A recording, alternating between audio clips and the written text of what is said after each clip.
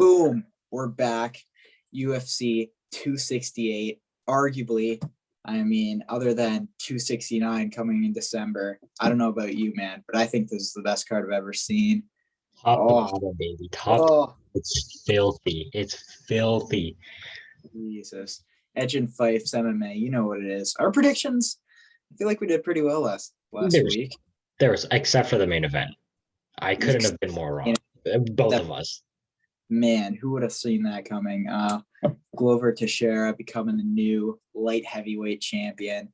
Respects to him, man. 42. We both thought Blachowicz would absolutely murder him, but man, I give a lot of credit to Glover, but Jan looked terrible. He didn't look like he wanted to be there. Yeah, he didn't. He was getting outstruck, got stunned. What other? Jan Sandhagen, great fight. Corey's been into absolute burners this year. Love to see Jan get that shit back. He's a real champ. Everyone knows that. Come on. Legal knee, you know, is what it is. What else? I mean, Dan Hooker, you got to feel for him. Takes this fight on a couple weeks' notice and gets demolished. Yeah. Got him in the Kimura early first round. I mean, Khabib in your corner, you can do no wrong. Coach Khabib, pretty sure he's still undefeated as a coach, 2021. What else on the main card? Volkov, pretty. Yeah, he lost the second round if I'm remembering correctly. And obviously, man, the person who some people think stole the show, Khamzat Chimaev. Let's go. Massive. That Li Jingliang beats Chimaev. Chimaev obviously suffering from COVID, had some long-term effects, was considering retirement, but got proven wrong clearly. I did say he was going to win though, but yeah, demolished him. So I think Neil Magny's definitely next for him. The whole Nate Diaz shit. No, don't want to see it. Chimaev more popular. I think Chimaev's already popular enough though that he doesn't need that Nate Diaz fight. I think it's just stupid. I think that they're doing it because they think Chimaev's going to destroy him, and then Nate Diaz is going to have to resign because he can't leave on an L. I don't know what their logic is. I think it should be Nate Tony or some shit like that. That's it. That's a fight. Nate Tony, that's a fight. 100%. Every day of the week. Yeah, Chimaev versus Magny, I think is the best bet there. But man, like we were talking about, UFC 268. That's what we're here for. Man, like we said earlier, prelims are absolutely stacked. There's a lot of guys that people should be looking out for. A lot of people start off with just watching the main card. I understand that. Like, I was a casual main card guy once too, but I mean, if there's ever a card for you to get seriously involved in the UFC, watching prelims and shit, this is it for sure. Some names to watch: Chris Barnett, heavyweight. Man, I love that guy. Big boy. He's hilarious. Second fight in the UFC. His last fight didn't go too well. He took a fight with Ben Rothwell on short notice and lost. But man, like I said, if you want to start watching prelims, this will be the guy to start. Man, serious knockout power. Next guy, Ian Gary, the Irishman. That's your boy. Love the Irish. But man, big respects to him. I think the main thing to keep note of, recently interview with Ariel Helwani, he admitted that he's not ashamed to say that he's trying to follow in Conor McGregor's footsteps, and that's a good path to follow, maybe minus the second half of the career. But I mean, like, just making your way to the top. As an Irishman there, or a UFC fighter in general, there's no one that's done it better than Conor. I'll tell you that much. So keep a lookout for him. Edmund Shabazian. A very short time ago, Edmund was on his way to a title shot, and then he met Derek Brunson, who and Jack ended his life. Both of them bad fights. Yeah. His terrible coach, Edmund or Taverzian, Ronda's coach, I don't even remember his name, but he's god awful. So we'll see if he can get past Nasruddin Imanov, the Frenchman. Mm-hmm. But I think Edmund's the underdog. Edmund is the underdog coming in this fight, surprisingly, because he was a favorite, I think, in both of his last 2 fights against Derek and Jack. Very, very high level guys. Yeah. So keep a lookout for him. Phil Hawes, obviously, great fighter also on the prelims. Man, the return of the real estate agent, taking a break from selling some houses, Al Iaquinta coming back versus Bobby Green. And as far as the lightweight division goes for them, 10 to 15 unranked guys, man, Bobby Green might be one of the worst guys to come back to. That guy has some serious heart, some of the best work ethic, in the entire UFC, in my opinion. But, Al Iaquinta is no scrub. I mean, correct me if I'm wrong. He went to decision with Khabib Nurmagomedov for the lightweight interim title, and no one's done that since. Gaethje got finished, McGregor got finished, Poirier got finished. Listen, Al Iaquinta's a tough guy, so we'll see what maybe he's a bit rusty. But anyways, this guy. One of the biggest, if you don't know now, you know. I know me and Jack are thinking about the same guy, Alex Pereira. Alex Pereira, the only guy, I believe, the only guy to knock out Israel Adesanya, the current middleweight champion. He's making his UFC debut against Andre Michelitis. Pereira, only 3-1 in mixed martial arts, but this guy has the absolute resume of resumes in kickboxing. So if he can keep this on the feet, this will be, I think we'll end up with a highlight reel knockout, because the power this guy has in his hands are ridiculous. His 100%. Last knockout, the guy was sleeping for a while. It was scary. He was out for a long time. He just got so much pop in his hands. Oof, this could be violent if he lands. Man, yeah, Alex Pereira. So for those who don't know, he was really, really high-level kickboxer, as you said, only person to knock out Adesanya. While in the midst of his kickboxing career, he tried to half and half MMA, took the loss, obviously, but now he's done with kickboxing. He's fully focused on MMA, and it is going to be scary, middleweight. So, if he can get a good win here, obviously, not the guy that's going to give him a title shot immediately, but I mean, it's definitely a standpoint in the middleweight division, and him versus Adesanya, that would be a good fight. But man, we're not here to make predictions on any of those. If you want to watch them, we recommend watching them. Oh, I'll be watching. I'll be in the Edgecombe basement, or the Edgecombe garage, watching those fights. But listen, man, 5 fights, main card, best starting off with a bang. Starting off with a bang. This fight was originally supposed to be the third last fight of the night. However, as some of you may know, Trevor Whitman, who is the coach for the main event and the co-main event, is also the coach for one of the fighters here. He decided probably not the best idea if he's coaching 3 fights in a row. I don't blame him for that. That would be tough. You won't get to warm up with your guys. So what they did is they moved, in my opinion, maybe the best fight of the night. If it goes past a round, we're looking at fight of the year. Round of the year, probably. They moved it to the first fight of the main card. So I think people should definitely, if you're buying the pay-per-view, if you're streaming the fight, we won't snitch. Whatever you do, make sure you're on time, because this will be over quick. Obviously, we're talking about the number 2 ranked lightweight Justin Gaethje taking on the number 4 ranked lightweight Michael Chandler. Man, you started off. Give me your prediction, because I've been flipping back and forth this entire week. I've been flipping back and forth, but it's got to be Justin Gaethje. When we last see these guys, right? Justin's coming off a loss to Khabib, although he's one of only 2 people to take a round from Khabib.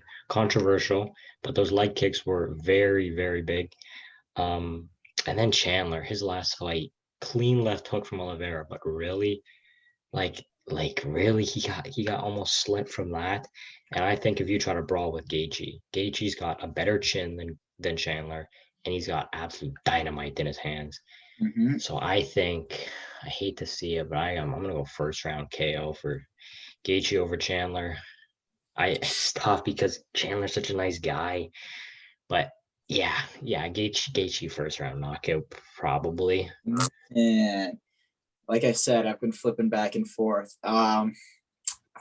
One thing has been kind of weighing me in a certain direction, and that was in the first round of the Oliveira fight. Oliveira landed a very nice leg kick that it hurt Chandler. It didn't stop. Like it didn't. I don't think it definitely didn't affect the outcome of the fight because Chandler, as you most may know, dominated the rest of that first round. But man, he knocked him to the ground with a leg kick. I believe Dan Hooker landed a nice leg kick in that fight also, for the 20 seconds he was on his feet. And talking about leg kicks, man, Justin Gaethje, best leg kicker in all of UFC.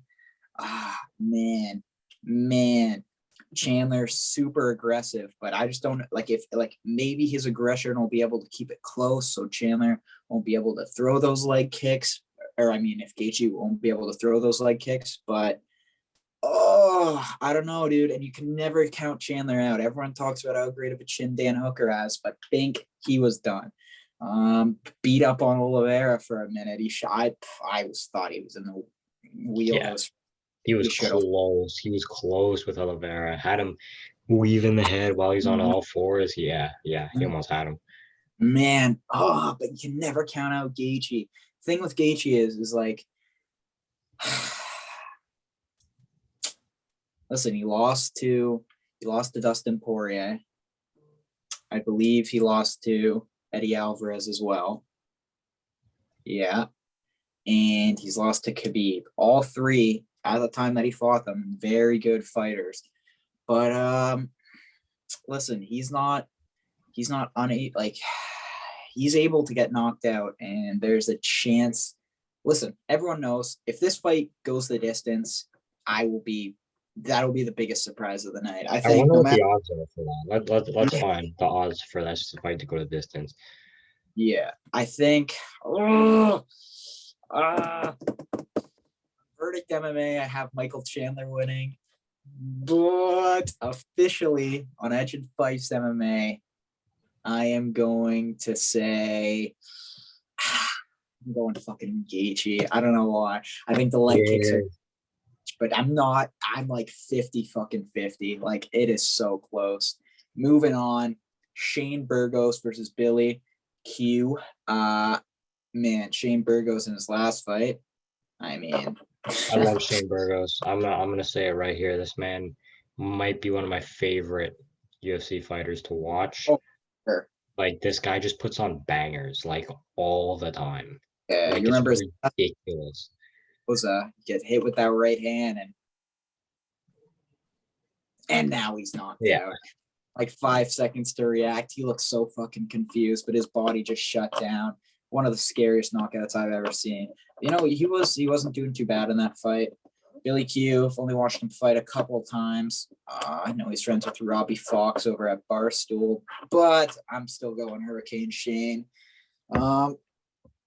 Yeah, I think that it probably goes to decision. I think that they're both super tough guys. Yeah. Surprise decision for them. I think they're going the decision. All right, I'm going Shane. Shane, yeah, I think he's gonna win. This guy, his last two fights have literally been fight of the year contenders, kind of like his fight against Barboza, and this fight before that was against Jim, or what's his name? Emmett. What's his first name, Jack? Josh Emmett. Yep. That was one of the best three rounder of 2020. And so I gotta go Shane. I don't know if this one goes a distance, man. Listen, man, not every fight on the main card is going to be a finish. That's just how it goes. If it goes a distance, there will be a knockdown. There will be a knockdown. But I could see it go the distance because Shane has power, but it's not that one shot lights out power. So I'll go Shane distance 29-28. Oh, we're getting specific. All right.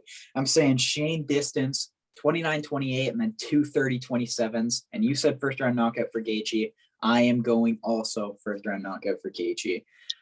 Moving on, we got Frankie Edgar, man, the fossil himself, versus Tito, most known for beating up on broken leg Sean O'Malley, Marlon Vera.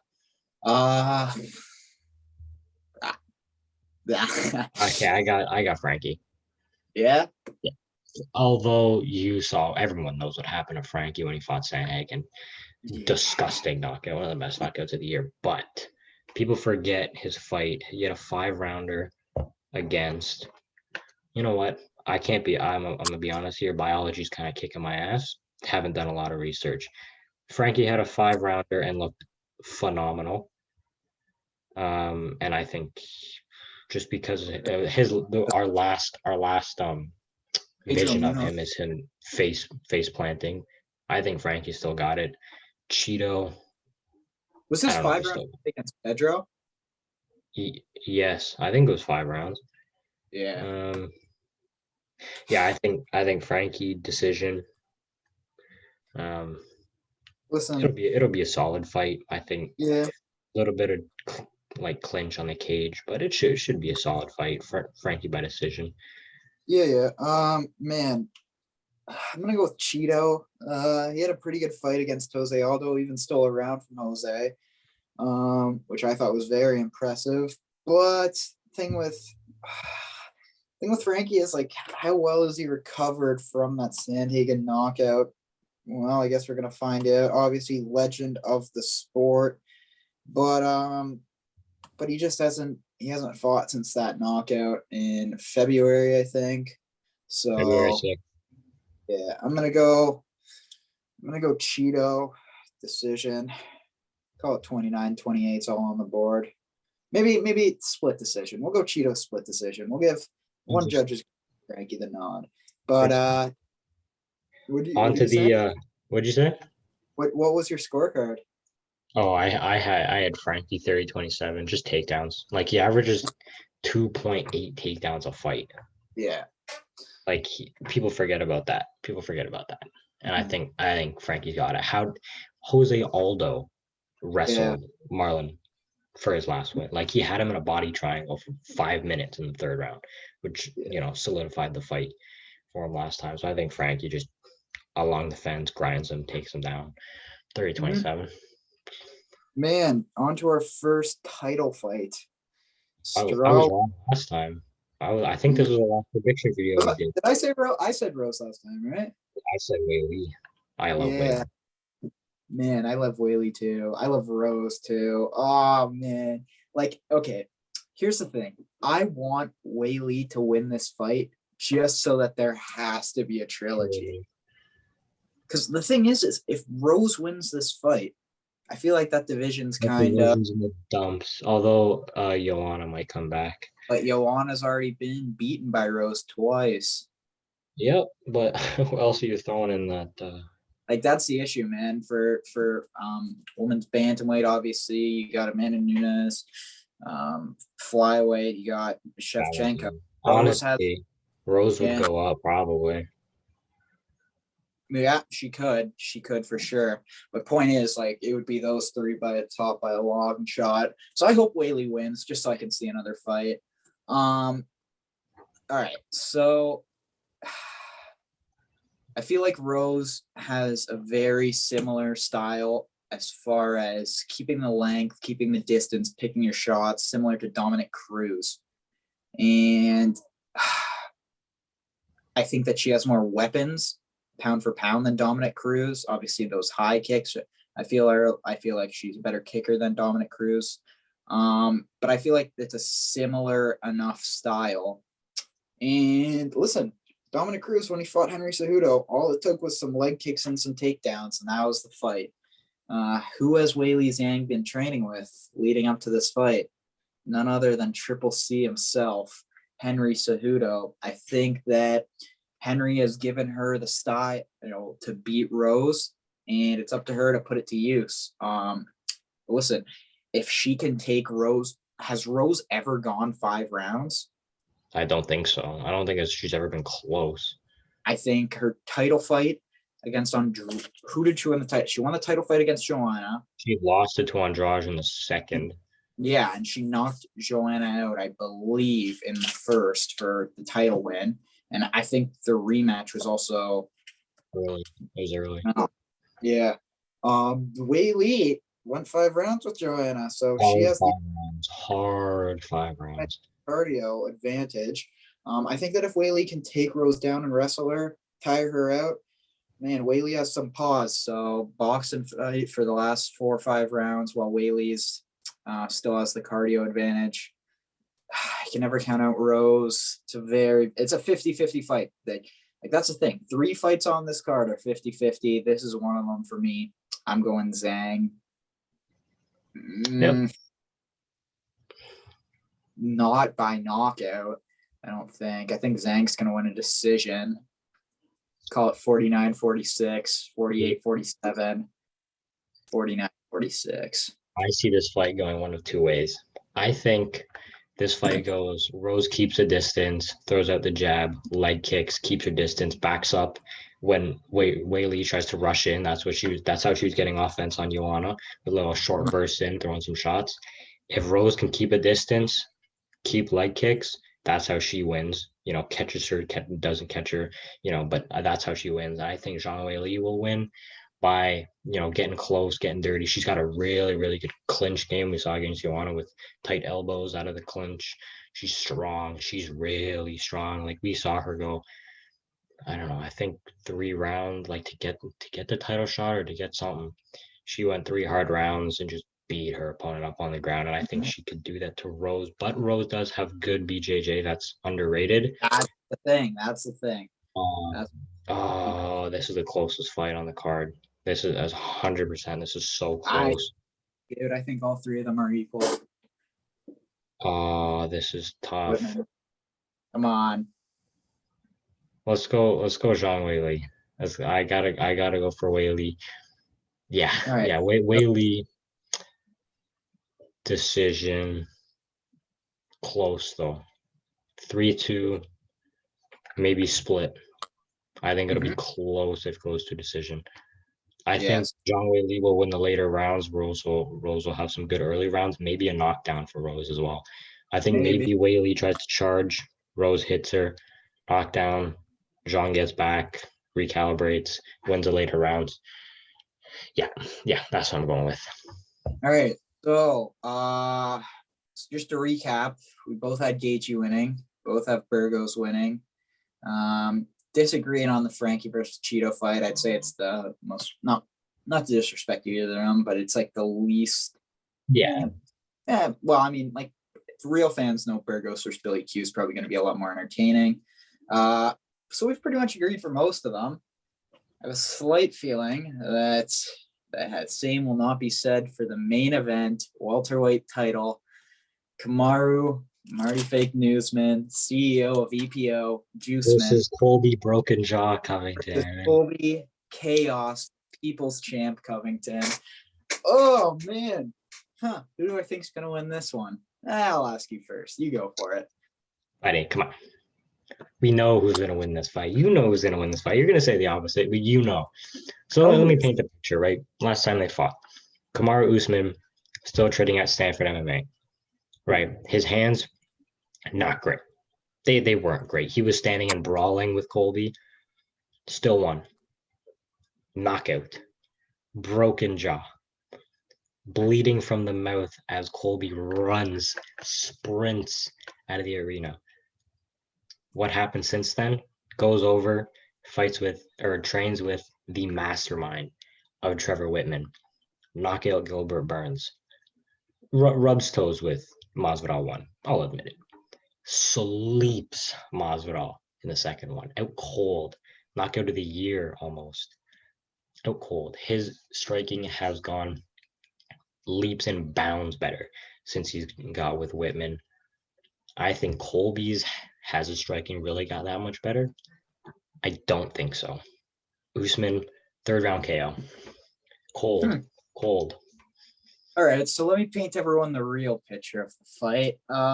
Colby training at AT&T at the time. A lot of egos in that gym, which is expected. It's one of the biggest gyms ever. Colby landed some big shots on Usman early on. And Usman was stunned. Usman was wobbled. So Colby decides to throw a body kick. And that body kick landed so nicely, right on the liver. And And Kamaru knew that he was done. So what did he do? He faked the nut shot. He actually admitted to faking the nut shot yesterday in his press interviews. So you have that. And you know what happened? You know what happened today in the press conference, Jack? Continue. Colby Covington admitted his jaw was smashed. Okay. So no, I'm gonna get to that. So Colby Covington piecing him up, lands a big shot right on the right eye. And Kamaru Usman starts saying, "Come on, you saw the replay, bro. That's all finger." So what we're gonna do right now is we're gonna pop up the picture of where the punch landed. Okay, so the punch landed on this eye, and then we're gonna show 3 seconds later the video of Kamaru Usman covering his other eye because he wants to break. And then after that, we're gonna show a video of Colby sitting down after the third round, telling his corner, "Oh, he broke my jaw. He broke my jaw. Yeah. I want to quit. I want to quit. I don't want to go back out there. He broke my jaw. He broke my jaw. Throw in the towel for me. He broke my jaw." Did not say that, because what actually happened is, so say he did break his jaw. So what's the point of telling his corner that he broke his jaw if they don't want to throw in the towel? I mean, you got to let your corner know what's going on in the fight. I feel like that's the entire point. So Colby Covington gets his jaw broken in the third round and then wins the fourth round. And then gets knocked out in the fifth, correct. That is majestic. Colby Covington, you talk about Usman chaining gyms. Colby Covington now at MMA Masters training with Cesar Carnero, one of the best coaches in the sport. The best, though, like Trevor Whitman, the best. Yeah. Just like Colby, he's good. Second best welterweight, but not the best. Man, I just keep envisioning in my head Gilbert Burns knocking down Usman. Sorry. Yeah, and then as I said, in a round later, yeah. I also envisioned Gilbert Burns face down, bleeding, just like Colby Covington. What's the difference between Gilbert Burns and Colby Covington? Colby Covington has the best cardio in MMA. What's the difference between Gilbert Burns and Colby Covington? Gilbert Burns has so much more power. Colby Covington is going to put the pace on Usman. Colby Covington is going to be the first person in UFC history to take Kamaru Usman down, and that will happen in the first or second round. Colby Covington is going to win this fight. I think most people know, like deep down, everyone knows that Colby Covington is winning this fight, man. Kamaru Usman was losing the first fight. He had to fake some nut shots, which we will pop up. No, he did. I believe he faked the nut shot. Correct. Anyways, let me say, so you're saying, oh, he's losing the fight. If that fight goes to a distance, that last round's a 10-8. And then it's a draw. And then we run it back anyways. Wait, let's go to the distance. Colby finishes him when he fucking faked the nut shot. Usman's wobbling back to the cage. Colby lands a dirty body shot. Usman's about to go down. Oh, my nuts. It was like a foot over my nuts, but my nuts. You know, you got Mark Not So Goddard, the referee. Listen, man, Colby Covington, the people's champ. Colby Covington, the people's champ, is going to win this fight. He's sponsored by Bang Energy, and that's a guaranteed victory. I'm just trying to decide if he wins by stoppage or if he wins by decision. No, he loses by stoppage. I think you got it mixed up. Me and my boys are always talking in English class. Shout out John and Johnny Paz. We're always talking about, like, how is Colby going to beat Usman? Like, we don't know. We don't know which way he's going to do it. The only way he wins is with a shotgun. I think that Colby Covington is going to win a decision. And I think it's going to be a decision that, although the fight wasn't a landslide, it is very clear Colby Covington's getting it done by stoppage. Kamaru Usman's knocking him out in the third. Colby Covington has him out in the second. Kamaru knocks him out while doing the stare down. Colby Covington finish second round. Any way you want, you pick. It'll happen. Anyways, guys, I mean, please watch this event. It is so good. Remember all those names that we told you. One thing you guys should also remember. Last time that Jack picked against Kamaru, his boy lost. And so when we revisit this for 269, and I say, hey Jack, what happened to Colby Covington? Oh, he hasn't posted on social media since the fight because he's dead. Because he's Interesting. too busy partying with all those mamacitas after he wins it all. I will say this though, the press conference was a lot better than I thought it was going to be. Best one of the year so far. Best one in a while.